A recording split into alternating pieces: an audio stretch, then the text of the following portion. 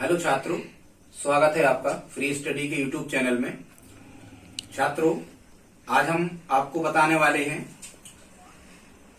किसी भी राज्य के या सेंट्रल के सीटीईटी में जो शिक्षा मनोविज्ञान पूछा जाता है उसके अंतर्गत कई बार कुछ ऐसे पारिभाषिक शब्द होते हैं जिनमें से ये पूछा जाता है कि इस शब्द का अर्थ क्या होता है और ये शब्द किस भाषा के किस शब्द से लिया गया और हिंदी में इसका अर्थ क्या होता है।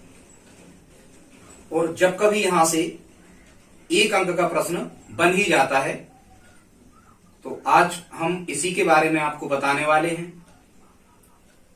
तो आइए देखते हैं। सबसे पहले यहां हमने लिख रखा है मनोविज्ञान के शब्द, उत्पत्ति और उनके अर्थ। सबसे हमारा जो पहला शब्द यहां लिखा है, ये लिखा है साइकोलॉजी। साइकोलॉजी का मतलब होता है मनोविज्ञान। यहां ध्यान देने की बात है, एक अलग से होता है एजुकेशन साइकोलॉजी, मतलब शिक्षा मनोविज्ञान। यहां हमने लिखा है साइकोलॉजी। साइकोलॉजी का मतलब होता है हिंदी में मनोविज्ञान। अब इसकी जो उत्पत्ति हुई है ये ग्रीक या यूनानी, एक ही भाषा, यूनान देश में जो रोमन साम्राज्य में बोली जाती थी, ग्रीक भाषा या यूनानी एक ही कहलाती है।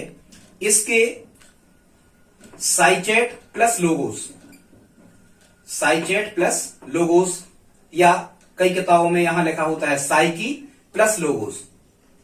यहां साइचेट या साइकी का अर्थ होता है आत्मा, और लोगोस शब्द जो लिखा है इसका अर्थ होता है विज्ञान या अध्ययन या शास्त्र या व्याख्या करना। ये लोगोस के अर्थ हैं। लोगोस के अर्थ हैं विज्ञान, अध्ययन या शास्त्र या फिर व्याख्या करना। तो साइकोलॉजी शब्द की उत्पत्ति हुई है साइकी या साइचेट धन लोगोस से, और ये ग्रीक या यूनानी भाषा का शब्द है। ये साइचेट या साइकी और लोगोस ये ग्रीक या यूनानी भाषा का शब्द है, और इसका अर्थ होता है आत्मा का विज्ञान या निरीक्षण करना। मतलब पुराने समय में मनोविज्ञान को आत्मा का विज्ञान ही कहा जाता था। बाद में फिर ऐसे व्यवहार का विज्ञान और ऐसे बहुत सारी चीजें कही गई, लेकिन शुरुआत में जो मनोविज्ञान है इसे आत्मा का विज्ञान कहा जाता था। मतलब ये आत्मा का अध्ययन करता था कि आत्मा क्या है, परमात्मा क्या है, स्वर्ग क्या है, नरक क्या है, ऐसी अद्भुत चीजों का अध्ययन करता था, मन का अध्ययन करता था, इसीलिए इसे मनोविज्ञान कहा गया। दूसरा जो यहां पर हमने लिखा है अधिगम या सीखना, एक ही बात है। इसकी उत्पत्ति जो हुई है ये इंग्लिश भाषा के लर्निंग शब्द से।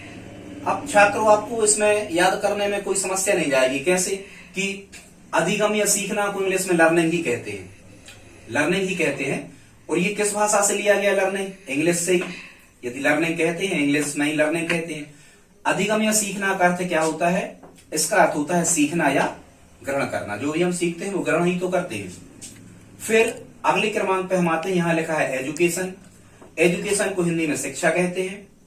ये लैटिन भाषा के शब्द से बना है एजुसियर। यहां लिखा है एजुसियर, लैटिन भाषा में एजुसियर। और यदि हम इंग्लिश भाषा में कहें तो एजुकेशन एजुकेटम और एजुकेयर शब्द से मिलकर बना है। ठीक, यहां एजुकेटन जो है ये इंग्लिश का वर्ड है और एजुकेयर भी इंग्लिश का वर्ड है, लेकिन एजुसियर जो है ये लैटिन भाषा का वर्ड है। यहां इंग्लिश में अर्थ होता है शिक्षित करना या प्रशिक्षित करना, और यहां लैटिन भाषा में एजुसियर का अर्थ होता है उठाना या शिक्षित करना। लगभग एक से ही है, ऑप्शन कभी आपको भ्रमित करने वाले नहीं आते। यदि आप इतना इस वीडियो को देखते हो, आप अपने नोट्स बनाते हो, लिखते हो यदि कॉपी पेन उठा के, तो हमें नहीं लगता ये आपको भ्रमित करने वाले होंगे। ऑप्शन जो आएगा आप निश्चित रूप से हल कर लेंगे। इसके बाद में छात्रों यहां लिखा है शिक्षा। शिक्षा शब्द जो है ये संस्कृत की शिक्ष धातु से लिया गया है। संस्कृत में जो धातुएं होती हैं, अपन क्रियाएं जो कहते हैं, वर्ब कहते हैं अपन हिंदी में, क्रियाएं वर्ब, यहां वो धातुएं कहलाती हैं। संस्कृत की शिक्ष धातु से लिया गया है, जिसका अर्थ होता है सीखना व सिखाना। इसके बाद में हम आते हैं, यहां लिखा है एडोलसेंस। आप जानते हो एडोलसेंस मतलब होता है किशोरावस्था। ये तो देखो, ज्यादा आपको याद नहीं करना है। अधिकांश शब्द जो है वो लैटिन भाषा से लिए गए, केवल आप संस्कृत याद कर लें। और ये एजुकेशन का एजुकेटम और लर्निंग, और एक ये इंग्लिश के हो गए, और एक साइकी प्लस लोगोस या साइचेट प्लस लोगोस, ये ग्रीक और यूनानी कर ले, बाकी अपने आप अधिकांशतः जो 95% जो शब्द होते हैं ये लैटिन भाषा से ही बने होते हैं। ये इटली की में बोली जाने वाली भाषा है और यूनान और ग्रीक और इटली इनमें सब में रोमन साम्राज्य का वर्चस्व प्राचीन काल में हो गया था, तो उनकी भाषा है ये लैटिन, इटली वाले देश की। अब एडोलसेंस का मतलब होता है किशोर अवस्था और ये इसकी उत्पत्ति हुई है एडोल्सियर शब्द से। एडोल्सियर शब्द जो है ये लैटिन भाषा का है, एडोल्सियर शब्द, और इसका अर्थ होता है वृद्धि होना। छात्रों जब अपन किशोर अवस्था की विशेषताएं पढ़ते हैं तो अपन कहते हैं वृद्धि होती है, नॉलेज में भी वृद्धि होती है, शारीरिक अवस्थाओं में भी वृद्धि होती है, भार आदि बढ़ता है, इस टाइप से बहुत सारे शारीरिक परिवर्तन उसमें देखने को मिलते हैं। तो ऐसे अपन याद रख सकते हैं इसे कि एडोल्सियर का अर्थ होता है वृद्धि होना। फिर छात्रों यहां हमने लिखा है व्यक्तित्व। व्यक्तित्व जो है इसको इंग्लिश में कहते हैं पर्सनैलिटी। पर्सनैलिटी मतलब होता है व्यक्तित्व। ये लिया गया है लैटिन भाषा की पर्सोना शब्द से।